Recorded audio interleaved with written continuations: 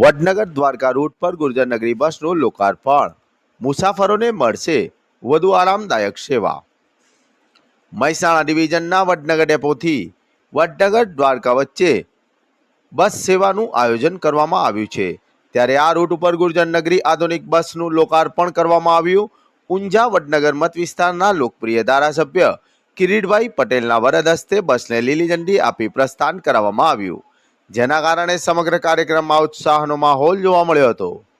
આ પ્રસંગે ઊંઝાના ધારાસભ્ય કિરીટભાઈ પટેલ સહિત નગરપાલિકા પ્રમુખ મિતિકાબેન શાહ, સ્ટેન્ડિંગ કમિટીના ચેરમેન જાગૃતિબેન જસવાલ, ભાજપ જિલ્લા કોષાધ્યક્ષ કમલભાઈ પટેલ, પૂર્વ મહામંત્રી મહેશભાઈ પટેલ, ડેપો મેનેજર એડી મોદી, શહેર ભાજપ પ્રમુખ મયંકભાઈ પટેલ, તાલુકા ભાજપ પ્રમુખ કિરણભાઈ ચૌધરી સહિત તમામ કોર્પોરેટરો, ભાજપ હોદ્દેદારો, એસટીની માન્ય ત્રણેય યુનિયનના પ્રતિનિધિઓ તથા વડનગર ડેપોના સ્ટાફની ઉપસ્થિતિએ કાર્યક્રમને ગૌરવભર્યો મનાવ્યો હતો.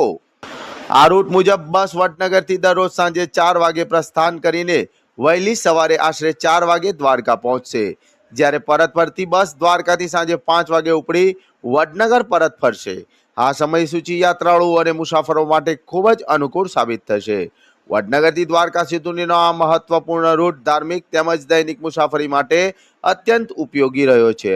હવે ગુર્જરનગરી જેવી આધુનિક અને આરામદાયક બસની સુવિધા મળતા મુસાફરોને વધુ સુખદ અનુભવ મળશે. ખાસ કરીને દ્વારકા ધામે જતા યાત્રાળુઓ માટે આ સેવા આશીર્વાદરૂપ બની રહેશે. આ નવી બસના લોકાર્પણ સાથે વિસ્તારમાં આનંદ અને ગૌરવની લાગણી વ્યાપી ગઈ છે.